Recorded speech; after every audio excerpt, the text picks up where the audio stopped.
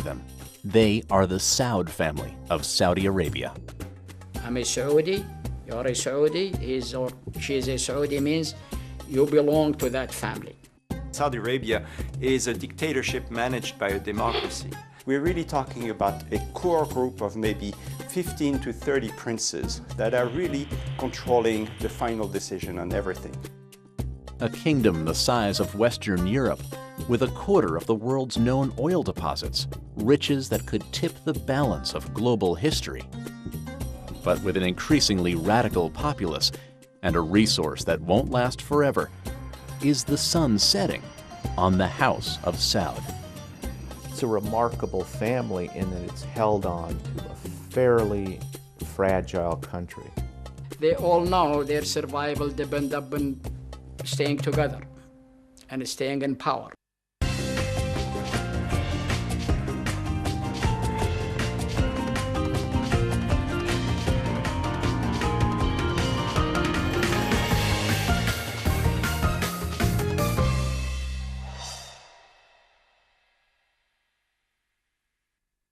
Each day brings further evidence that the ways we use energy strengthen our adversaries and threaten our planet.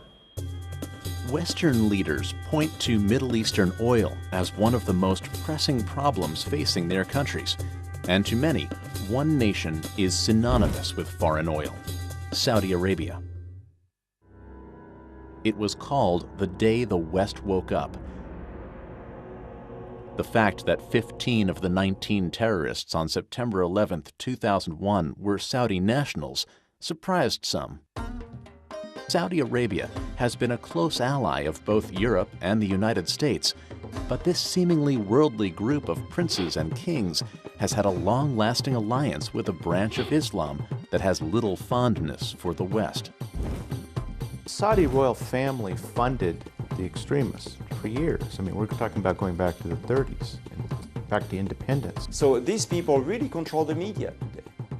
And therefore, they control the schools, and they have great access to propagating their ideas.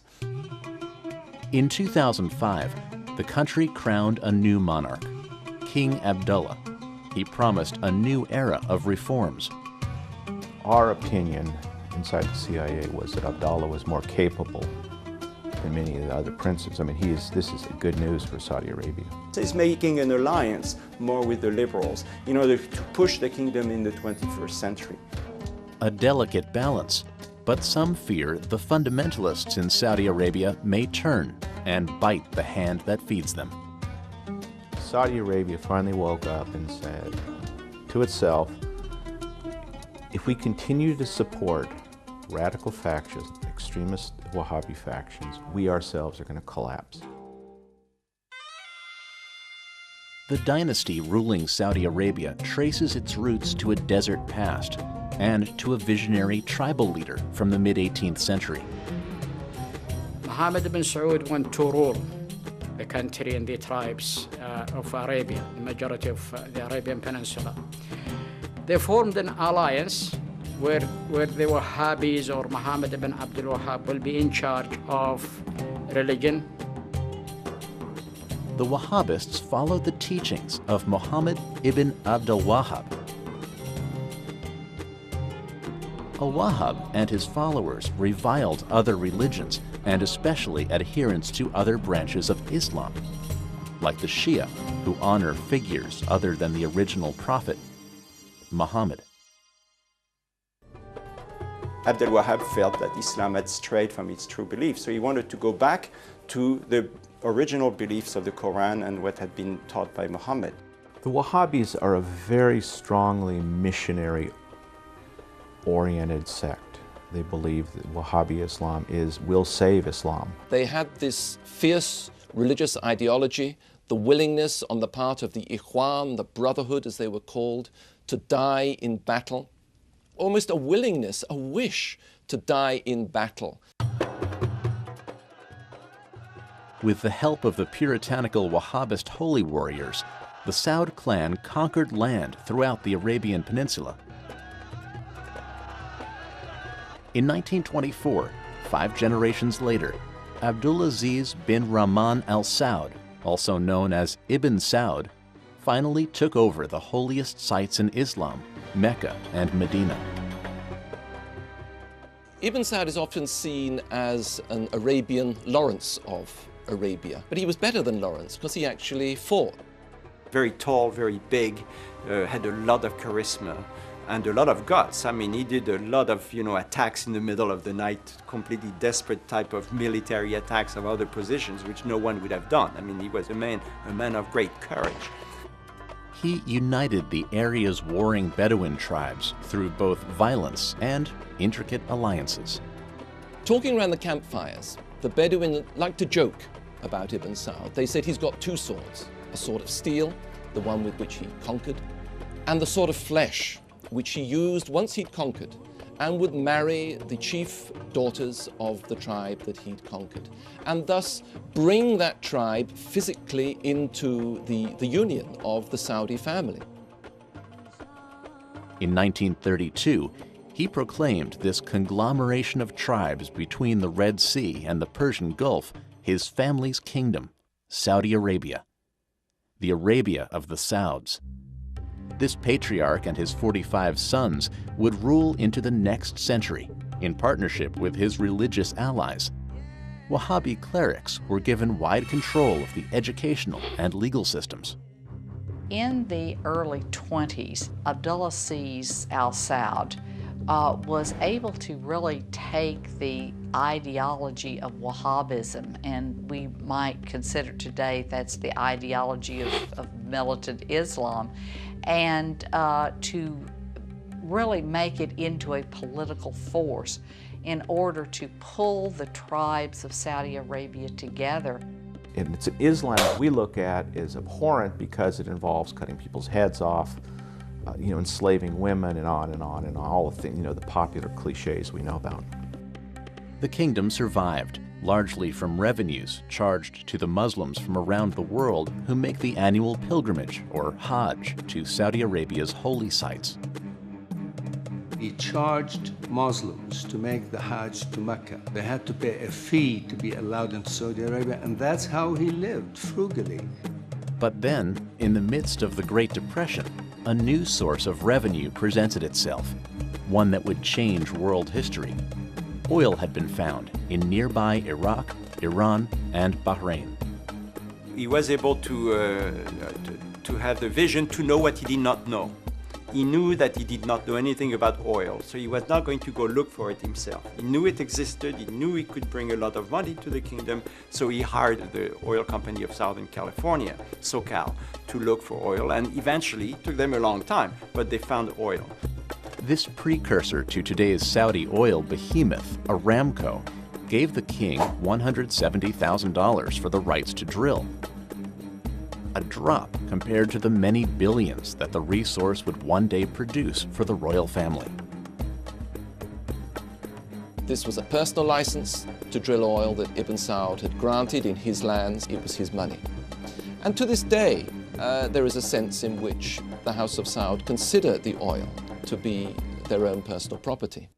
Along with news of our fuel oil shortages comes the fresh warning that our known oil reserves will be exhausted in 10 years at the current rate. Toward the end of World War II, Franklin Delano Roosevelt recognized the importance of Saudi oil to the United States and invited the king aboard the USS Quincy to officially open diplomatic relations between the countries.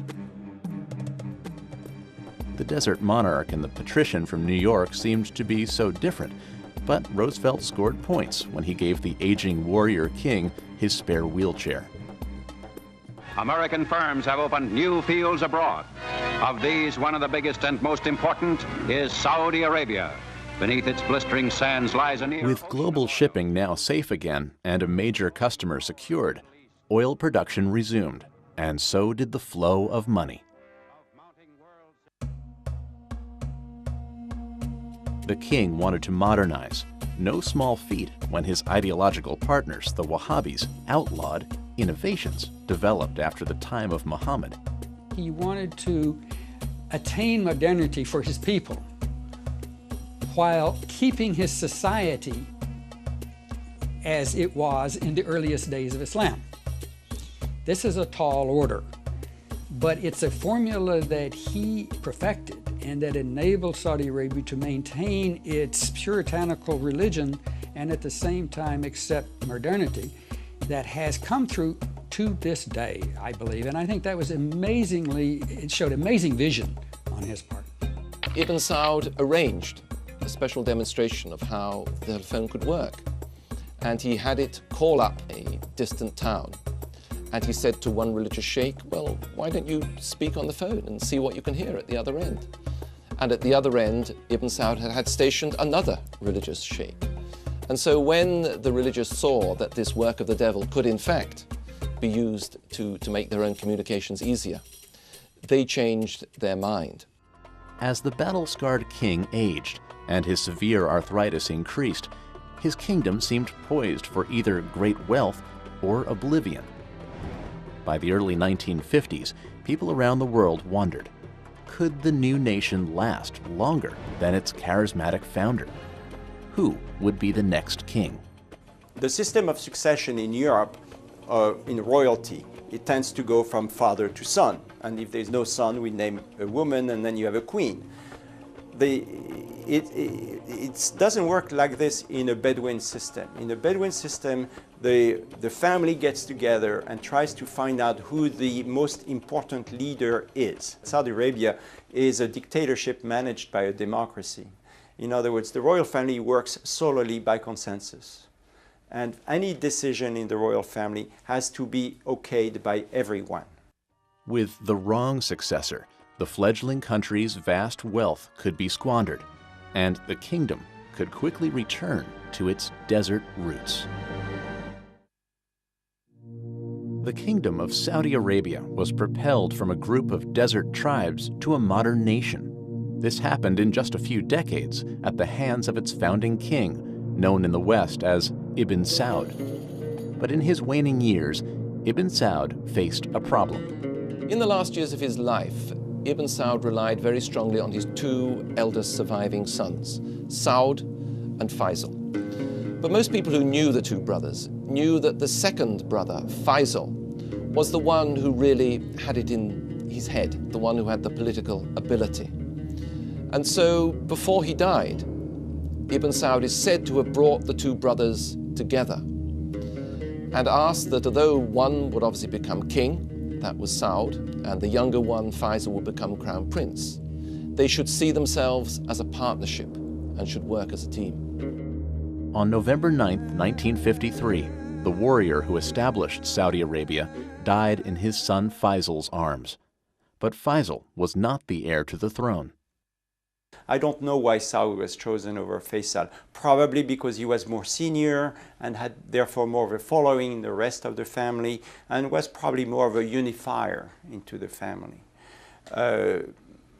But he did not do well because he spent too much money too quickly and he brought the kingdom to bankruptcy basically. The new king, Saud, eventually built 10 palaces and in 1 year ran up $5 million in food bills alone. He gave solid gold watches to visitors, watches sporting his own portrait. They became known as Mickey Sauds. Saud was known as a mismanager. He was not what we would call a successful manager by modern standards. The country ran into huge deficits. He had a reputation for being more interested in the leisurely lifestyle than in the running of a country. Saud's extravagance even extended to his personal life. He had 52 sons and 55 daughters. Saud's brothers were concerned about the hemorrhaging budget, and their Wahhabi Muslim partners were concerned with his relationship with Egypt's Gamal Nasser, a proponent of socialism. Would the royal family council try to undo the will of the patriarch king? Would there be a coup d'etat?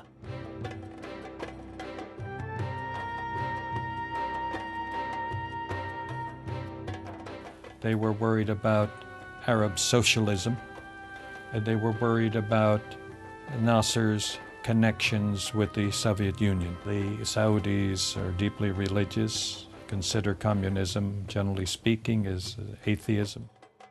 U.S. President Dwight D. Eisenhower courted the king in an effort to shift the balance of power away from the Soviet Union, with the help of his Secretary of State, John Foster Dulles. Eisenhower and Dulles had the idea for a time that Saud, representing the Saudi state, which was receiving more and more oil income, might be a useful counter to Nasser in the Arab world. Saud favored Eisenhower's economic aid over Nasser's movement, but the cash infusion wasn't enough. The family council moved to sideline Saud and put the crown prince, his brother Faisal, in charge of day-to-day affairs, a huge embarrassment to a sitting monarch. King Saud tried to regain power, but the deficits continued. He was declared unfit to rule and exiled to Greece in 1964.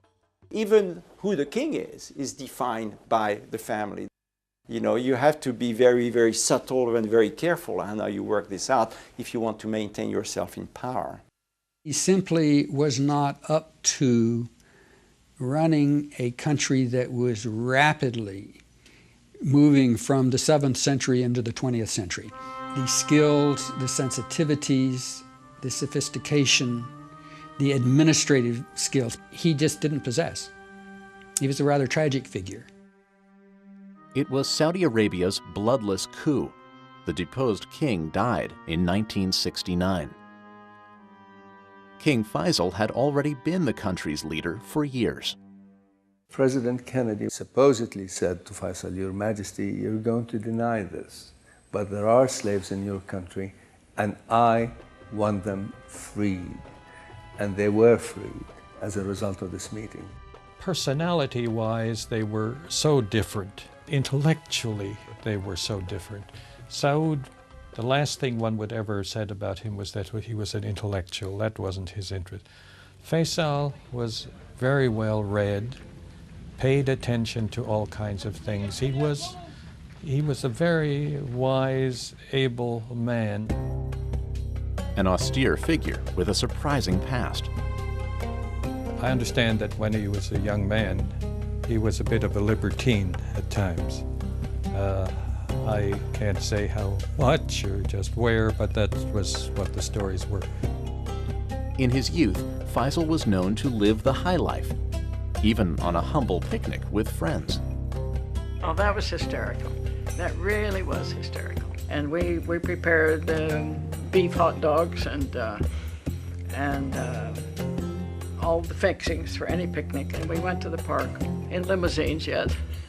And I'll never forget Prince Faisal got a hot dog bun, put the hot dog, and caviar, and oil salt on top of it. This was a trend that would be repeated again. Princes who break Islamic laws by drinking and carousing, who later become devout kings. Faisal soon became one of the most popular monarchs the region had ever known. King Faisal, I think you could almost call him the idealized king. He was tall, he was very distinguished looking, much more educated and worldly than any of the predecessors. This popularity meant that Faisal was able to launch ambitious plans to modernize the country. He built hospitals, schools, and initiated massive irrigation projects. Faisal, more than any other king in the kingdom, is the person who actually propelled the kingdom into the modern era. The man would work 12 to 14 hours a day, receiving petitions, seeing foreign diplomats, meeting with his cabinet. So he was unlike any other Saudi ruler I have known. He was a creature of work. He was the cleverest king they ever had, and in some ways revolutionary. And I'll give you an example. Girls' schools didn't exist until Faisal became king. And when he opened the first one, there were a lot of protests from the ulamas and everybody else. They wanted to tear it down, and he stood his ground and got away with it. One advance didn't go over well with the hardline Wahhabi clerics and their followers: the introduction of television. It was a hard pill to swallow for those who opposed any innovation after the time of Muhammad. There were actual demonstrations against this wicked Western invention that would bring these ghastly soap operas showing the decadence of the West into the Holy Land. King Faisal insisted that this was an innovation which, under control, could actually enhance education and pushed it through. One of Faisal's own nephews was killed during the ensuing skirmishes. There were riots in the streets, and one of the young men who was rioting was a prince and was killed by the riot police. But through his own example of piety and Bedouin tradition, he seemed to keep the extremists at bay. With his modernizations in place, he was able to wrest controlling interest of the country's oil company, Aramco, from Westerners. Saudis started to run the oil fields. It was this, the great national asset, that Faisal felt that the Saudis should take control of themselves. It jerked Saudi Arabia out of this medieval past and threw them onto the center of the world stage because they were producing so much oil, so much money was coming in that they had to spend this money in order to keep the international economy going. A further break with the West came when Israel's neighbors attacked her during 1973's Yom Kippur War, and the U.S. sided against the Arab nations. He felt very deeply about Israel, very strongly about that. He always insisted he was not anti-Semitic, anti-Jewish, but he was anti-Israel. Having gotten this message that we're going to be even-handed, and 2 days later saying, and we're going to give $2 billion to the Israelis for military aid, was a breach of trust, personally. And it was at that point that something in Faisal snapped, and he gave way to a very strong feeling that was generated by those around him, that the power of oil held by the Arabs should actually be used in this war. As a leader in the Organization of Petroleum Exporting Countries, or OPEC, he called for an oil embargo. Faisal made his oil minister, Sheikh Yamani, a household name throughout the world, as the Saudis seemed to be in direct control of the flow of gasoline. It was the only card he had to play. It was the only weapon he had in his arsenal that he thought would make an impact on America. Now, it did make a big economic impact on America, but it certainly didn't change American policy. Relations were damaged and revenues were down, but Faisal had become one of the most powerful leaders the Arab world had ever seen. But had his effort to modernize gone too far, too fast? The decision to introduce television to the kingdom came back to haunt him. On March 25, 1975, the brother of the young nephew killed in the television riots was admitted for an audience with the king. And when his turn to greet Faisal, he pulled his gun and blasted his brain.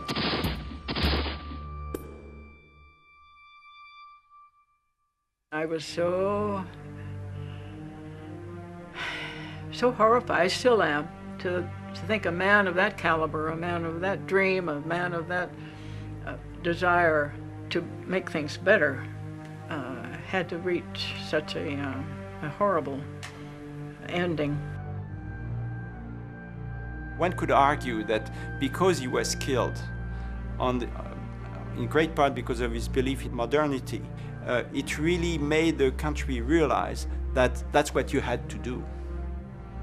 In other words, he was sort of a martyr to the cause of the future. The nation went into mourning.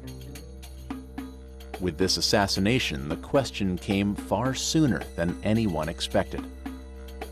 Who would take the reins of this emerging global powerhouse?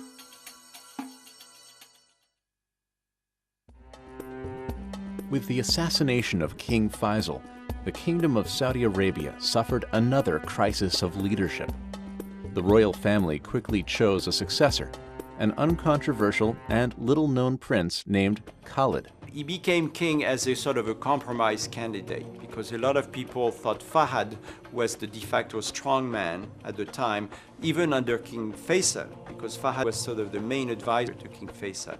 But Fahd, because of his reputation as a playboy and whatnot, did not always have the support of the rest of the family. So Khalid, who was thought by many people as not wanting to be king at all, sort of was made king as a peacemaker, as an interim personality until things could be sorted out. Khalid was more of a caretaker king, unlike Faisal, who was always busy running a government. Khalid was much more comfortable in the tribal environment. He was the least remembered person and all of these people. He did nothing. He was not interested in being a king. He spent most of his time out in the desert. King Khalid loved sitting in the desert. He loved his hawks. But as he got older, he wasn't so mobile. And so he had a sofa put into the back of an all-terrain vehicle and would go out hunting in that. During the reign of the caretaker king, there were major shifts in the Muslim world. In 1979, militant fundamentalists took over the mosque in Mecca. Saudi forces killed over 100 people. Taking over Mecca was truly for them a wake-up call. This cannot continue solving problems like this. The Saudis, remarkably, by the way, for a Middle Eastern country, backed away from violence. Just 1 month later, Afghanistan was invaded by the Soviet army. To the Wahhabi clerics, who were the royal family's partners, this was an unacceptable presence in the region. The Soviet Union was seen as godless. It was godless, and therefore a direct threat not just to Afghanistan, but to the whole Muslim community. In Afghanistan, Saudi Arabia was the full partner of the United States. We both agreed the best thing to do is just hand out arms and money. Saudi nationals went in droves to fight the Soviets, including a young Osama bin Laden. It was very successful for the Saudis and successful for us. The Soviets were defeated. And all these young mujahideen, paid and trained by the Saudis and to some degree paid and trained by us, were also victorious. But actions have consequences. Khalid suffered a heart attack in 1982. He died just 7 years into his reign. Khalid's legacy, the Saudi involvement in Afghanistan, would have major repercussions in years to come. How do you reintegrate young warriors when they come back victorious from a war? They looked and they saw, instead of a country ruled by shepherd kings living austere Muslim lives, they saw a country that was run by and for the benefit of the royal family, and where there was a gap between what the royal family said and what it actually did. With Khalid's death, the crown prince Fahd became king. By reputation, he seemed the opposite of the austere Muslim that the Wahhabist populace expected of their leader. Word had it that he had once lost $6 million in a single night in Monte Carlo. He owned yachts, an estate in Spain. Even Fahd's weight was seen as a symbol of royal decadence.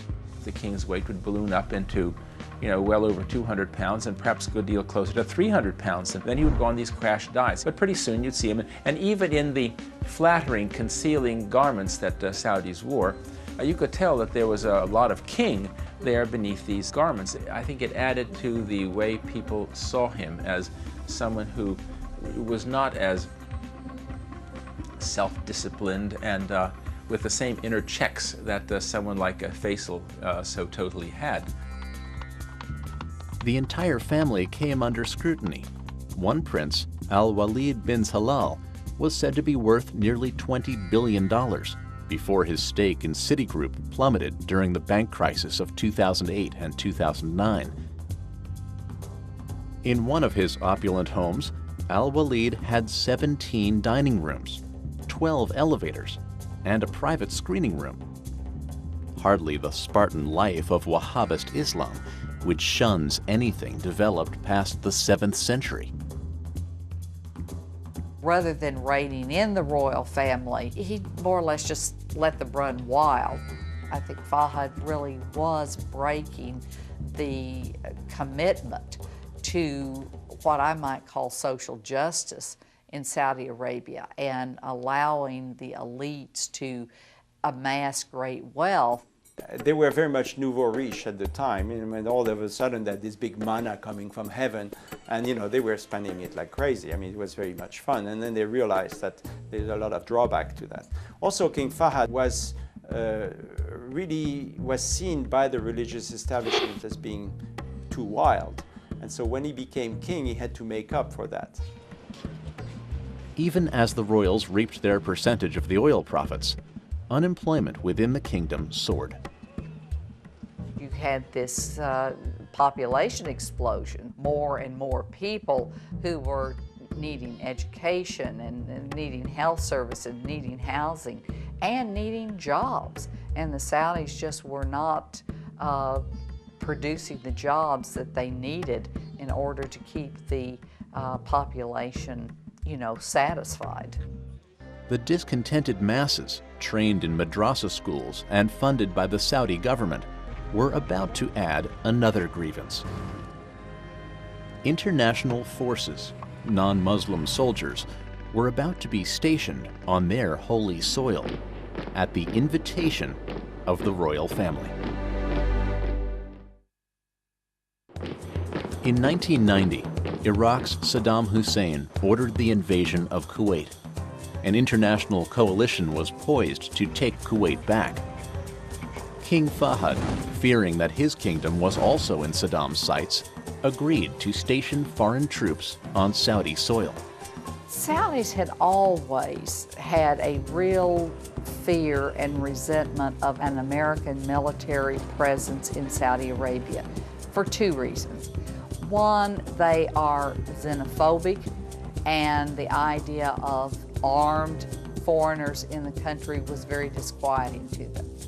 Another thing that was of grave concern to them was that they consider Saudi Arabia to be sacred soil because it is the place where Mecca and Medina are. As if to counter the criticisms, Fahd continued to fund the religious right. He allowed the conservatives to take over society. And under the years of King Fahd, society became very, very closed. Women were not allowed to work when they were allowed to work before. Of course, they still are not allowed to drive. Foreigners were really kept aside, etc., etc. And they gave a lot of money to movements outside, proselytizing movements outside Saudi Arabia to push this conservative Wahhabi trend. And so the religious right was always reluctant to attack the royal family. I mean, they were the financiers. But the efforts didn't silence the most radical elements, especially since 5,000 American troops remained after the first Gulf War, a fact that made the top of Osama bin Laden's list of grievances. He uses the American presence to recruit some of these religious extremists who are trained in Saudi universities to literally hate non-Muslims. And look who is supporting the Saudi royal family. The infidels are supporting them, who happens to be having bases in our country. In November 1995, angry rhetoric turned to violence. A US-run training facility in Riyadh was bombed, killing 5 Americans and 2 citizens of India. King Fahd claimed to have found and executed the guilty terrorists, but US law enforcement agents complained that they had never been given access to the investigations. From our point of view here, of course, we viewed it as the killing of US servicemen, and therefore we wanted to be involved. But from the Saudis, it was on their territory, and they were going to lead the operation, and they were going to manage how it was investigated. The following year, terrorists drove a truck with 5,000 pounds of explosives into an international complex called the Khobar Towers. 19 Americans were killed, and nearly 400 people of various nationalities were injured. This was a strike at the royal family, bring it down. And I think it was vulnerable. And then, the events of September 11th, 2001. 15 of the 19 attackers were Saudi nationals. The alleged mastermind, Osama bin Laden, was also from Saudi Arabia. People around the world started to focus on the royal family and their relationship with the hardline Wahhabi branch of Islam. This was never planned by the Saudi royal family, but they allowed the Wahhabis to spend their money in places like Pakistan, and this is the result we're getting.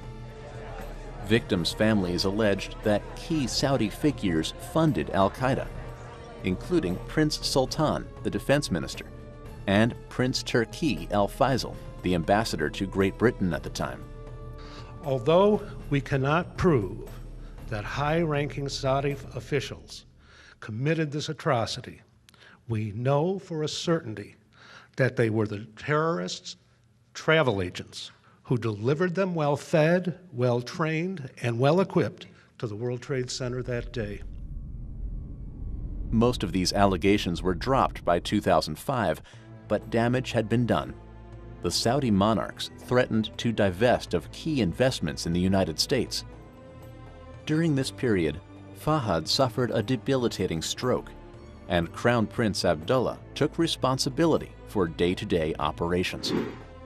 It was an excruciating period for the Saudis because they didn't know who was in control. So you had a huge power vacuum. Rumors swirled that Fahad's prominent full brothers, known as the Sudari Seven, weren't ready to give up power. The Sudari Seven they had a single mother from Sudair. It was the favorite wife of Abdulaziz, the founder of Saudi Arabia, and they had 7 boys out of this relationship, who were all very capable, politically well-connected, and have run the key ministries, key industries in Saudi Arabia, and they act as a faction. There were even whispers that Fahad was being kept on artificial life support to prevent Abdullah from taking the throne. In these inner circles of the royal family, no one knows how decisions are made. No one knows why they're being made.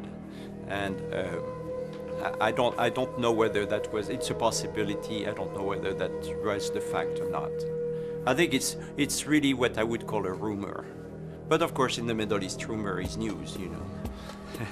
Inside and outside Saudi Arabia, some worried that the crisis of leadership could mean the end of the kingdom. Saudi Arabia in 2003 and 2004 was on the brink of an insurrection, a Wahhabi insurrection. In 2005, King Fahad died after being seriously ill for 10 years. The Crown Prince Abdullah became king. You know, he's supposed to be a very simple man, as simple as a man worth billions of dollars can ever be, you know. But he's supposed to be able to talk to the people and to speak very straight to the people. And in fact, he's been criticized in some circles for not being diplomatic. He says it the way it is. He knows he's very old, he's got to achieve things, and he will not waste his time on people, you know, being gentle and nice. He just tells them straight. We always knew all along that he was going to be a much more, what could I say, more responsible leader is not the word. He's not particularly pro-American. I mean, he personally despised the Bush administration, held it responsible for the war in Iraq. Relations between the Saudi royal family and the United Kingdom also hit a rough patch. That country's serious fraud office investigated a scheme in which Prince Bandar, son of Saudi Arabia's defense minister, took massive bribes from the arms manufacturer BAE Systems. It was very well known in the kingdom that the BAE contracts had been subject to probably some kind of understandings on how the payments were made. And what I did not realize is that there would be $2 million a month passed on by BAE to Prince Bandar in Washington. Things went from bad to worse when Prime Minister Tony Blair called for the investigation to be halted. I don't believe the investigation, incidentally, will have led anywhere except to the complete wreckage of a vital strategic relationship for our country. The Prime Minister of Great Britain compromised his country's judicial system, democratic values, and tradition because of threats from the Saudi ruling family. That's a very dangerous precedence. As king, Abdullah could finally roll out more of the reforms that he promised. But change can happen slowly in the Middle East. The real point is management inside the country. And you know, frankly, I didn't think this was going to be this smooth. Saudi Arabia is stepping into the 21st century. Slowly, but it's coming in. Because he believes that the kingdom will only reach its potential if it's allowed to develop economically, and that means really moving away from the conservative religious establishment. Abdullah has also started to carry out his goal to loosen ties to the West. He tried also very hard to go east to China and to India and have arms deals and arms sales with these people in cooperation. And he felt comfortable with that, and he used that actually as a blackmailing instrument against the West. You know, we are not the only boys and girls in town. I mean, China and India, their economies, they will use our oil. We could get arms from them, we could services, so we don't need you as much as we do. Whatever his reputation, Abdullah seemed to hold particular sway with the product of another oil family, President George W. Bush. The big image we have of this is when Abdullah went to Crawford, Texas, and talked to the president and walked with the president around the compound there. And that meeting in Crawford was very important for the Saudis. Not so much for the war in Iraq, which there was always disagreement, and they'll never agree with us on anything on that. But one of the big decisions that were taken at Crawford, which didn't make headlines at the time, was the fact that the king was able to convince the president to allow Saudi Arabia into the WTO, against a lot of the objections of the Europeans. Today, Abdullah is pushing to diversify, making the kingdom less dependent on one resource. If the price of oil stays down below $30 for a long period of time, Saudi Arabia will once again face existential problems, as will the rest of the Gulf. So they're spending an enormous amount of money on education to bring more research, more dependence on science. They are spending an enormous amount of money on creating factories that will use their energy, of course, because that's what they have, that's cheap, but in a way that instead of selling it for $40 a barrel, that after the value added and the work and so on, they will sell ultimately for $500 a barrel. Abdullah is the right man at the right time. He has maintained his ties to the traditionalists. He is very well respected by all Saudis as being pious, uncorrupted. And he knows it's going to take a generation, at least, to change the educational system. But he knows if you don't start now, you'll never get anywhere, and the kingdom will stay as a second-rate power forever. In February 2009, King Abdullah shocked the world. He announced that he was dismissing ultra-conservatives from top posts and made other changes. And we've seen with the appointment of a female minister, deputy minister. I mean, this is all fantastic news for Saudi Arabia. This is a vibrant society. It has its problems, like all societies in the world, but it is not a failed society. It is experiencing growing pains, but it is a society that will certainly endure. If Abdullah's strategies work, the House of Saud will also endure, but the king is in his 80s. By 2009, Crown Prince Sultan was reportedly already terminally ill. Plus, the rest of the sons of the founding king are also of advanced age. The succession process is anything but a sure thing. Soon, a grandson, or even a great-grandson of the founding king will have to be chosen. And we don't know who's going to be next, but he has made it in such a way that whoever comes next will be very close to his views of where it should go. Many of them, the grandsons, are educated people, very detached from the past. I mean, from the Bedouin traditions like King Abdullah and his brothers. They grow up in semi-nomadic life and, you know, like to the sword dance and go to the desert and hunt. These new generations grow up like many other generations with computers and you know, public universities in the West and other places. So their value system has changed too. So there might be some positive changes in terms of spreading power a little bit, okay? But it will be a very interesting thing to see. In just a matter of decades, the Saudi royal family has presided over a nation's transition from a tribal society to a major player on the world stage. Despite all the internal and international turmoil, the House of Saud has retained its power. As the Saudis like to say, they're like a fist, and when they're threatened, they hang together. But I think the important question about the Saudi royal family is they don't shoot or poison each other. Because if they do, it's the end of the Saudis.